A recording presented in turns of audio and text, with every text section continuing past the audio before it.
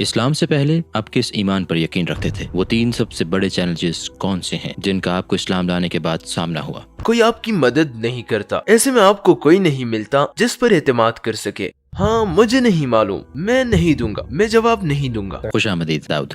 مجھے مدعو کرنے پر آپ کا بے حد شکریہ۔ ہم آپ کی کہانی سننا چاہتے ہیں۔ داؤد کون ہے؟ میں کوریا، جنوبی کوریا میں پیدا ہوا اور وہیں پلا بڑھا۔ میرے خیال میں کوئی خاص آدمی نہیں ہوں۔ میں کوریا میں عام لوگوں کی طرح رہ رہا تھا۔ میں نے یونیورسٹی میں موسیقی کی تعلیم حاصل کی اور چند سال پہلے میں نے اسلام قبول کیا، اور شاید میں اب بھی یہ سفر طے کر رہا ہوں۔ کیا اس کی کوئی خاص وجہ ہے کہ آپ نے اپنا نام داؤد منتخب کیا؟ دراصل میں نے لوگوں سے پوچھا کہ کیا مجھے نام بدل کر عربی نام رکھنا ہوگا یا کچھ اور، لیکن لوگوں نے کہا نہیں، آپ کو اپنا نام بدلنے کی ضرورت نہیں۔ میں پیدائشی کیتھولک ہوں میرے والدین کی وجہ سے، لہٰذا میرے والدین نے میرا کیتھولک نام رکھا جو کہ ڈیوڈ تھا۔ میں نے صرف اس کا تلفظ بدلا ہے، ڈیوڈ سے داؤد۔ ڈیوڈ اور داؤد ایک ہی شخص کے نام ہیں؟ ہاں بالکل، نبی کا نام۔ کیا آپ مستقبل میں کسی مسلمان ملک میں منتقل ہونے کا ارادہ رکھتے ہیں؟ ہاں میرے خیال میں، کیونکہ کیا وجہ ہے؟ آپ اپنے ہی ملک میں مطمئن نہیں ہیں؟ میں مطمئن ہوں، لیکن میرے خیال میں مجھے مزید سیکھنا چاہیے۔ میں ابھی بھی بالکل نیا ہوں، میں نہیں ہوں۔ میرا نہیں خیال کہ میں اچھا مسلمان ہوں، واقعی، کیونکہ میں مسلمان ہو جانے کے باوجود اب بھی بہت سی غلطیاں کرتا ہوں۔ اس لیے میرے خیال میں مجھے اسلامی ماحول اور زیادہ باعلم مسلمانوں سے مزید سیکھنا چاہیے۔ کون سے ملک جائیں گے آپ؟ ترکی، مصر، عربیہ؟ ہاں میں ابھی انتخاب نہیں کر سکتا۔ میں سب سے پہلے یہاں آیا، اس سال ترکی آیا ہوں۔ میں دوسرے ممالک بھی جانا چاہتا ہوں، شاید اگلے ماہ جاؤں گا۔ میں سعودی عرب، انڈونیشیا، ملیشیا جانا چاہتا ہوں۔ پھر پوری دنیا کا سفر کر کے شاید میں کسی ملک کو منتخب کر سکوں۔ کچھ عرصہ وہاں رہنے کے بعد میں واپس کوریا آ سکتا ہوں اور اپنا کام کر سکتا ہوں، اپنا علم وغیرہ دوسروں تک پہنچا سکتا ہوں۔ اسلام سے پہلے آپ کس پر ایمان رکھتے تھے؟ میں خدا پر ایمان رکھتا تھا۔ میرا خدا پر ایمان تھا کیونکہ میں پیدائشی کیتھولک ہوں اور میرے والدین کیتھولک ہیں اور میری پوری فیملی کیتھولک ہے۔ تو جب آپ چھوٹے تھے چرچ جایا کرتے تھے؟ جی بالکل۔ جب میں چھوٹا تھا تو اپنے والدین کے ساتھ چرچ جاتا تھا۔ دراصل میں ایسا ایمان کی بنیاد پر نہیں کرتا تھا، بلکہ میں فطری طور پر ایسا کرتا تھا کیونکہ سبھی چرچ جاتے تھے کہ ہو سکتا ہے میں وہاں جاؤں اور وہ مجھے کوئی تحفہ دے اور وہ مجھے کھانے پینے کی چیزیں دے، لہٰذا مجھے بہت مزہ آتا تھا۔ اصل میں تو مجھے اپنی فیملی اور دوستوں کے ساتھ اچھا لگتا تھا، مگر میں سمجھتا ہوں جب میں چھوٹا تھا تو ایمان کا کوئی خاص احساس نہیں تھا، کیونکہ ہو سکتا ہے مجھے اس کے بارے میں گہرائی سے سوچنے کا موقع نہ ملا ہو۔ آپ نے اپنے عقائد پر اعتراض کب شروع کیا؟ آپ بیٹھے تھے، انٹرنیٹ چیک کر رہے تھے، کس چیز نے یہ سوچ پیدا کی مجھے کوئی راستہ نکالنا چاہیے؟ در حقیقت یہ بڑی لمبی کہانی ہے، میں آپ کو سناتا ہوں۔ میں یونیورسٹی میں موسیقی کی تعلیم پا رہا تھا، لہٰذا میں ایک موسیقار بننا چاہتا تھا۔ موسیقار؟ ہاں موسیقار، جیسے کہ مجھے جیز میوزک بھی پسند تھا اور میرے بہت سے دوست موسیقار تھے، تو مجھے ایک چھوٹے کنسرٹ کے لیے دوسرے ملک جانے کا موقع ملا۔ وہ ملک تھا انڈونیشیا، تو میں وہاں گیا۔ آپ بیٹری گٹار کیا بجاتے تھے؟ میں پیانو بجاتا تھا، تھوڑا بہت گٹار بھی، اور میں گاتا تھا، میں گانا گاتا تھا۔ تو میں نے انڈونیشیا جکارتا میں کنسرٹ کیا۔ یہ واقعی بڑا دلچسپ تھا۔ میں اسلام کے بارے میں کچھ نہیں جانتا تھا کیونکہ کوریا میں اسلام کے بارے میں کوئی معلومات نہیں ہے، اس کے بارے میں جاننا بہت مشکل ہے۔ آپ نے کبھی محمد، اسلام کے بارے میں کوئی لفظ تک نہیں سنا تھا؟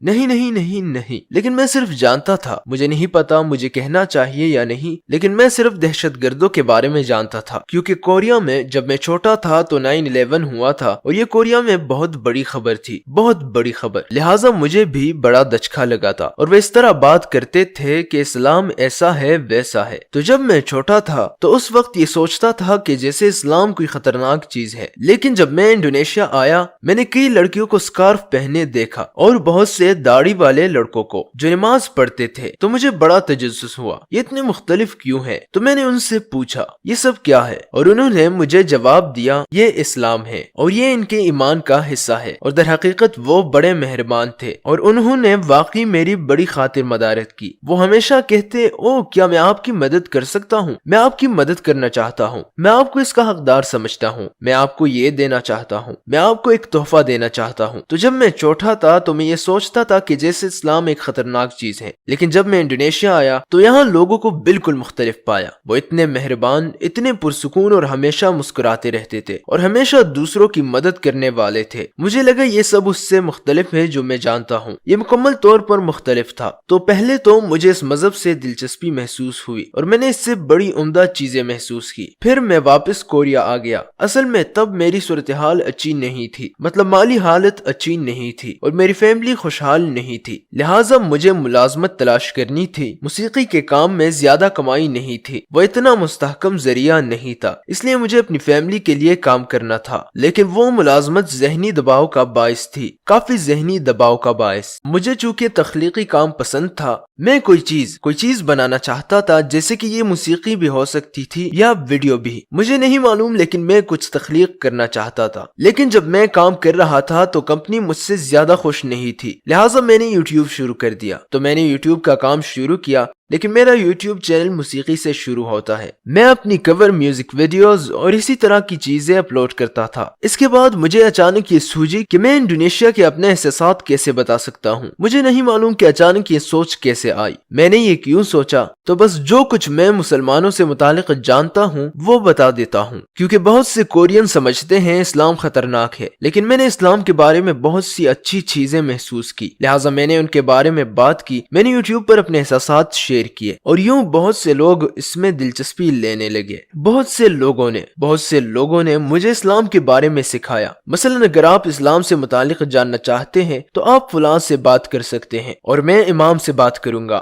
آپ کوریا میں کوئی مسجد دیکھ سکتے ہیں اور آپ وہاں نماز ادا کرنا سیکھ سکتے ہیں، یا آپ رمضان میں روزے رکھنے کا طریقہ جان سکتے ہیں۔ تو میں نے رفتہ رفتہ ان پر عمل شروع کر دیا۔ مجھے نہیں پتا کیوں، لیکن شاید لگتا ہے جیسے یہ سب قدرتی طور پر مجھ سے ہو رہا تھا۔ میں مسجد جاتا تھا، مسجد میں نماز ادا کرتا تھا، رمضان میں روزے رکھتا تھا، اور اس دوران میرا ایمان تھوڑا بہت پختہ ہو گیا تھا، کیونکہ جب میں مسلمانوں کے ساتھ نماز پڑھتا تھا تو مجھے پرکیف احساس ملتا تھا۔ ایسے لگتا تھا گویا کوئی میری مدد کر رہا ہے، جیسے کوئی مجھے دیکھ رہا ہے اور جیسے کوئی مجھے امید دلانا چاہتا ہے، کیونکہ تب میں بالکل کیا آپ اس وقت مسلمان تھے جب آپ عمل کر رہے تھے؟ نہیں، میں مسلمان نہیں تھا، میں کیتھولک تھا، لیکن میرا اس پر کوئی خاص ایمان نہیں تھا۔ آپ بس عمل کی کوشش کر رہے تھے، لیکن آپ نے اسلام قبول نہیں کیا تھا؟ ہاں، میں نے قبول نہیں کیا تھا، لیکن عمل شروع کر دیا تھا، جیسا کہ مراقبے وغیرہ کے طور پر۔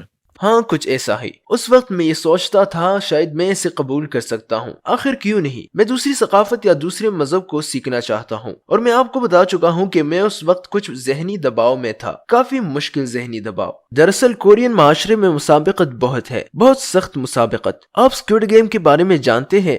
ہاں، میں جانتا ہوں۔ بالکل اسی کی طرح کورین معاشرہ بھی ہے، بالکل ویسا ہی، جہاں صرف ایک جیتنے والا ہوتا ہے، اور اگر آپ نہیں جیتتے تو سب ہار جاتے ہیں اور آپ خود کو ناکام سمجھتے ہیں، ہارا ہوا سمجھتے ہیں۔ تو میں بھی ایسے ہی سوچتا تھا کہ میری زندگی ایسی کیوں ہے، میں کامیاب کیوں نہیں ہوں۔ لیکن جب اس وقت میں نے اسلام پر عمل کیا تو مجھے بڑا مختلف احساس ہوا، یوں لگا جیسے مجھے کوئی گمشدہ چیز مل گئی ہو۔ میں کھویا ہوا تھا، کیونکہ میں اس بارے میں سوچتا تھا کہ میں کہاں سے ہوں۔ جیسے اسکول مجھے سائنس، ریاضی سے متعلق سارا علم دیتا ہے، لیکن وہ نہیں بتاتا کہ میں کہاں سے اور کیوں آیا ہوں، اور میں کون ہوں اور کہاں جا رہا ہوں، اور مرنے کے بعد میں کہاں جاؤں گا۔ وہ مجھے راستہ نہیں بتاتا کہ کہاں جانا ہے۔ میرا خیال ہے اسلام نے مجھے ان کے جوابات دیے کہ مجھے کہاں جانا ہے اور میری زندگی کا مقصد کیا ہے۔ میرے خیال میں یہ انتہائی اہم ہے، کیونکہ میں بہت ذہنی دباؤ میں تھا۔ میری زندگی کا کوئی مقصد نہیں تھا، کوئی مقصد نہیں، جیسے کہ مجھے کیوں جانا ہے، کہاں جانا ہے، مجھے کون سے کام کرنے چاہیے۔ میرے پاس کوئی جواب نہیں تھا۔ لیکن جب میں نے اسلام پر عمل کیا اور مسلمان دوستوں، مسلمان لوگوں کے ساتھ رہا اور میں نماز پڑھتا تھا تو گویا اسلام کی رہنمائی میں تھا۔ اسلام نے مجھے اس سوال کا جواب دیا کہ میری زندگی کا مقصد اللہ کا حکم ماننا ہے، کیونکہ خدا نے ہمارے لیے سب کچھ پیدا کیا۔ رمضان میں مجھے اس شکر گزاری کا احساس ہوا، جو کھانا اس نے دیا، پانی دیا، مجھے زندگی دی،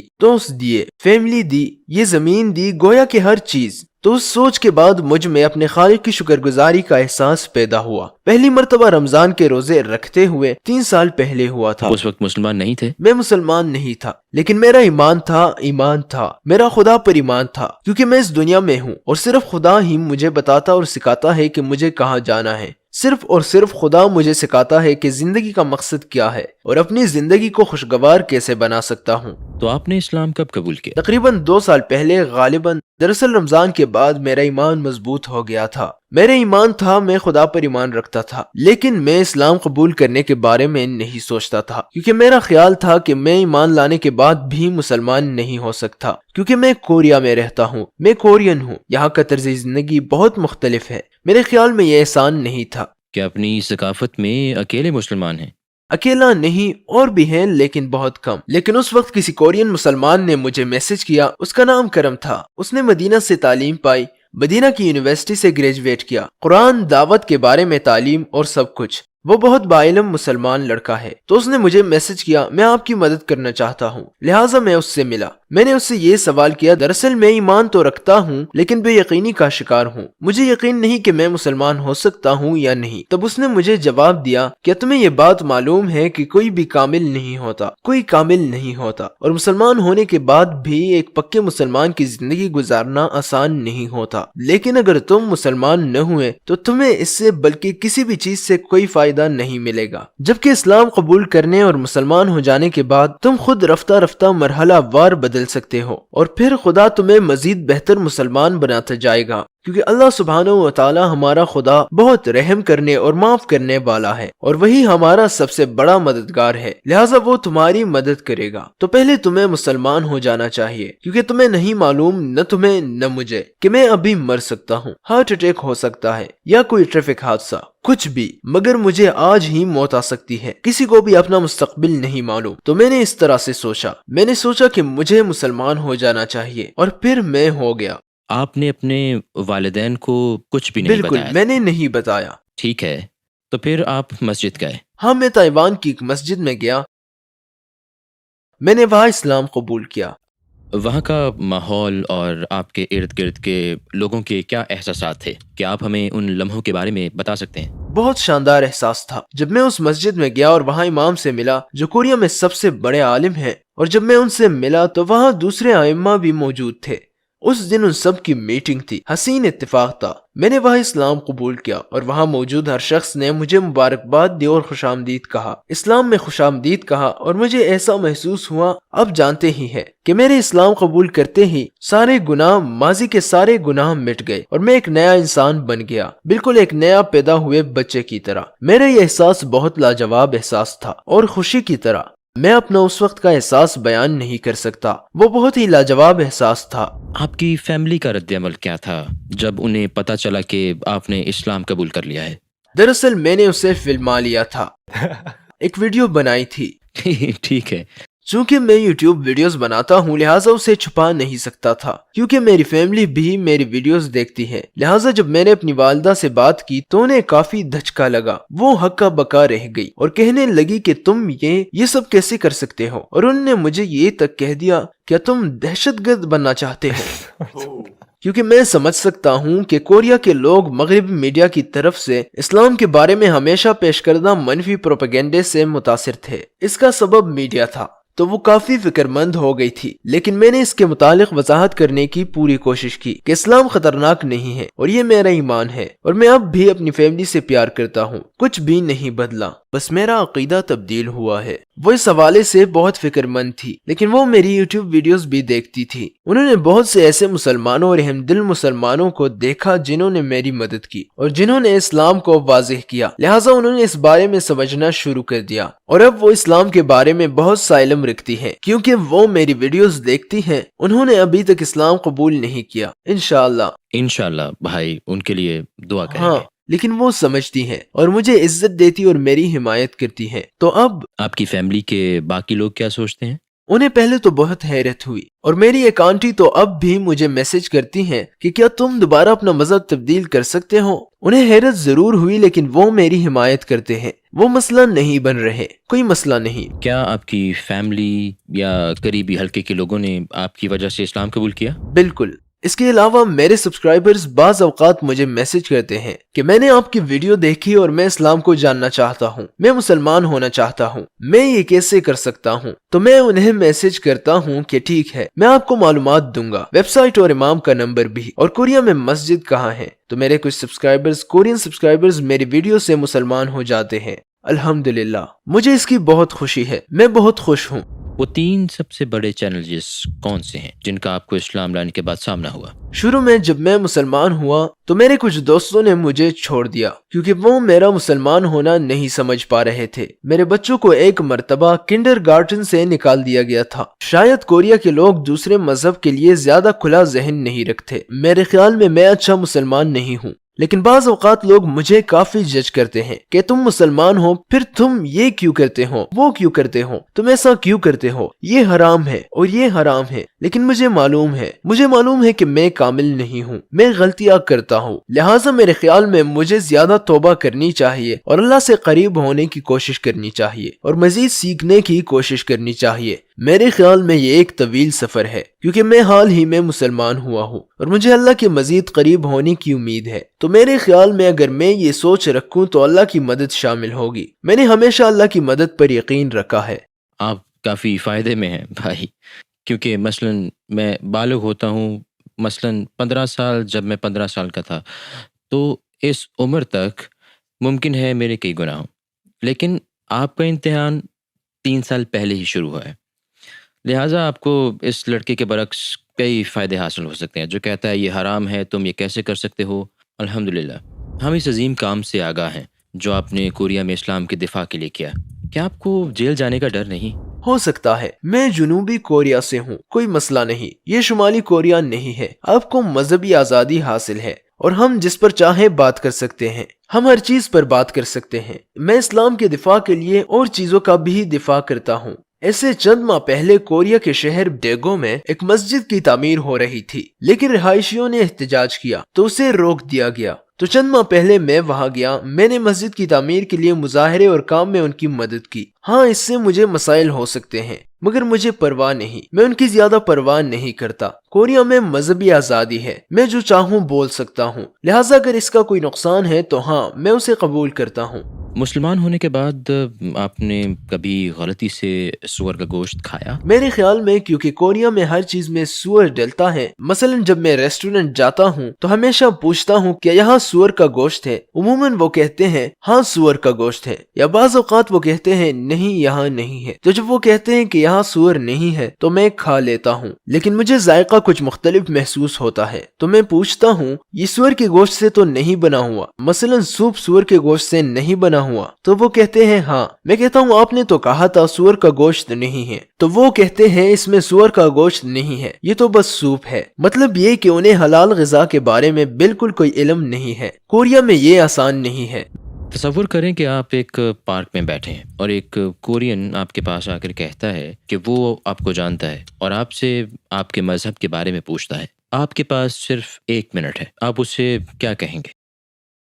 میرا خیال ہے میں زندگی کے مقصد کی وضاحت کروں گا۔ کورین معاشرہ تقابل پر مبنی ہے اور یہاں زیادہ تر لوگوں کی زندگی کا کوئی مقصد نہیں ہے، لہٰذا وہ بہت جلد ذہنی دباؤ میں آ جاتے ہیں۔ میں انہیں وضاحت کروں گا آپ کی زندگی کا مقصد خدا کا حکم ماننا، اس کے دین کی خدمت کرنا ہے اور آپ کو اس میں لازوال خوشی مل سکتی ہے، لہٰذا آپ کو اسلام میں سلامتی ملتی ہے۔ ہاں، آپ کو سلامتی اور خوشی مل سکتی ہے۔ آپ کو ہمارے نبی علیہ الصلوۃ والسلام کی کون سی بات سب سے زیادہ متاثر کرتی ہے؟ ان کی صفات، ان کا طرز زندگی، یا ہمارے نبی کی زندگی کا کوئی اور واقعہ؟ آپ کے خیال میں سب سے متاثر کن کون سی چیز ہے؟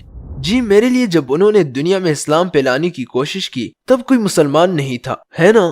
وہ تنہا مسلمان تھے، انہیں ایک پیغام ملا تھا جسے وہ دنیا میں پھیلانا چاہتے تھے، اسلام کا پیغام۔ میں بھی تھوڑا بہت ایسا ہی محسوس کرتا ہوں کیونکہ میں کوریا میں ہوں اور کوئی مسلمان نہیں ہے، میں تنہا مسلمان ہوں اور میں محسوس کرتا ہوں کہ کیسے ثابت قدم رہا جائے، کیسے یہ کام انجام دیا جائے۔ لیکن ہمارے نبی صلی اللہ علیہ وسلم نے ہار نہیں مانی۔ میرے خیال میں انہوں نے ناممکن کام کر دکھایا، انہوں نے دنیا بھر میں اسلام پھیلا دیا، جبکہ شروع انہوں نے مکہ مدینہ سے کیا تھا۔ مگر اب دیکھیں، دور دراز مقامات جیسے انڈونیشیا، ملیشیا میں، مغربی افریقہ میں ہر جگہ اسلام کے نام لیوا ہیں، حتیٰ کہ جنوبی کوریا میں بھی میں نے اسلام قبول کیا۔ میرے خیال میں یہ حیرت انگیز بات ہے، اور اسلام دنیا میں سب سے تیزی سے پھیلنے والا مذہب ہے، تو میں بڑا متاثر ہوں کہ ان کی شخصیت اور ان کی سنت ہی سب کچھ ہے۔ میں بہت متاثر ہوں کہ انہوں نے اس وقت اسلام پھیلایا جب کوئی مسلمان نہیں تھا۔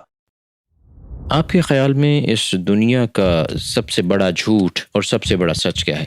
میرے خیال میں سب سے بڑا جھوٹ ہے تم یہ نہیں کر سکتے، تم نہیں کر سکتے، نہیں کر سکتے۔ میرے خیال میں یہ جھوٹ ہے، کیونکہ کوریا میں جیسا میں نے بتایا کوریا بڑی مسابقت والا معاشرہ ہے، لہٰذا اگر آپ کسی چیز میں ناکام ہو جائے تو لوگ آپ کو کہتے ہیں تم یہ نہیں کر سکتے، لیکن ایسا نہیں، کیونکہ میں سب کچھ کر سکتا ہوں، میں وہ سب کچھ کر سکتا ہوں جو کرنا چاہتا ہوں، اور اس کا تعلق ایمان سے ہے۔ اگر میرا خدا پر ایمان ہے اور میں خدا کی مدد پر ایمان رکھتا ہوں اور اس کی حکمت پر ایمان ہے تو میں کر سکتا ہوں، میں کوشش کر سکتا ہوں، کیونکہ میرے پاس زبردست محرک ہے۔ اگرچہ آپ اپنا ہدف نہیں پا سکے پھر بھی شاید آپ کر سکتے ہیں، لیکن اگر آپ زبردست محرک کے ساتھ ساتھ اپنے ایمان پر مبنی کوشش کریں تو آپ کچھ نہ کچھ کر سکتے ہیں، بے شک آپ اپنے ہدف تک نہ پہنچ سکے ہو۔ تو میرا یہی خیال ہے، میں یہی سوچتا ہوں، اور سب سے بڑا سچ بھی یہی ہے۔ تم یہ کر سکتے ہو۔ ہاں، بالکل یہی میں کہنا چاہتا تھا، تم یہ کر سکتے ہو۔ میں خدا کی رحمت پر ایمان رکھتا ہوں، خدا کی مدد پر، خدا کی حکمت پر، لہٰذا میں یہ کر سکتا ہوں۔ اس زندگی میں آپ کا سب سے بڑا خواب کیا ہے؟ میں مرنے سے پہلے ایک اچھا انسان، ایک اچھا مسلمان بننا چاہتا ہوں۔ میرے خیال میں یہ آسان کام نہیں ہے۔ زندگی کا مقصد اپنے خدا کا حکم ماننا ہے۔ ہمارا سفر جنت میں جانے کے لیے ہے۔ میں مزید علم پانا، مزید عمل کرنا چاہتا ہوں، اور میں کورین لوگوں کے لیے بھی کچھ کرنا چاہتا ہوں۔ کورین ثقافت میں غصہ اور ذہنی دباؤ بہت ہے، اور میرے خیال میں اس کی ایک بڑی وجہ ایمان نہ ہونا ہے۔ چونکہ وہ ایمان والے نہیں ہیں، لہٰذا ذہنی دباؤ میں انہیں کوئی امید نظر نہیں آتی، کوئی آپ کی مدد نہیں کرتا، ایسے میں آپ کو کوئی نہیں ملتا جس پر اعتماد کر سکیں۔ خودکشی کی شرح بہت زیادہ ہے۔ کوریا خودکشی کی بلند ترین سطح پر ہے۔ مثلا میں مسلمان ہوں، اگر کوئی اچھی بات واقع ہو تو میں کہتا ہوں یہ اللہ کی طرف سے ہے، میں شکر ادا کرتا ہوں، اور کوئی بری بات ہوتی ہے تو میں یہ سوچ سکتا ہوں یہ اللہ کی عین حکمت ہے، یہ آزمائش ہے، میں اس صورتحال سے نکل سکتا ہوں۔ اگر آپ کا خدا پر ایمان نہیں، آپ ملحد ہے یا کسی قسم کا ایمان نہیں رکھتے، تو پھر آپ اس طرح سوچتے ہیں واہ یہ کامیابی میری صلاحیتوں کا نتیجہ ہے۔ چنانچہ ایسے لوگوں میں تکبر آ سکتا ہے، اور جب ان پر کوئی پریشانی آتی ہے تو یہ سوچتے ہیں او یہ ہمارے ساتھ ہی کیوں ہوا، وہ خود کو الزام دیتے ہیں، وہ ذہنی دباؤ میں آ جاتے ہیں جو اتنا شدید ہوتا ہے کہ خودکشی یا کسی اور فعل کا باعث بن جاتا ہے۔ میرے خیال میں کورین معاشرے کو خدا پر ایمان کی شدید ضرورت ہے۔ تصور کریں کہ آپ اسکوئڈ گیم کا ایک کھلاڑی ہیں اور آپ کو قتل ہونے سے پہلے بچنے کے لیے کسی کو دھوکہ دینا یا جھوٹ بولنا ہے، تو آپ کیا کریں گے؟ میں مرنا نہیں چاہتا، میں جھوٹ نہیں بولنا چاہتا، مجھے نہیں معلوم۔ آپ کو یہ جواب نہ دینے کا حق حاصل ہے۔ مجھے نہیں معلوم، میں نہیں دوں گا، میں جواب نہیں دوں گا۔ ٹھیک ہے، آپ سے گفتگو بہت عمدہ رہی۔ مجھے مدعو کرنے کا شکریہ۔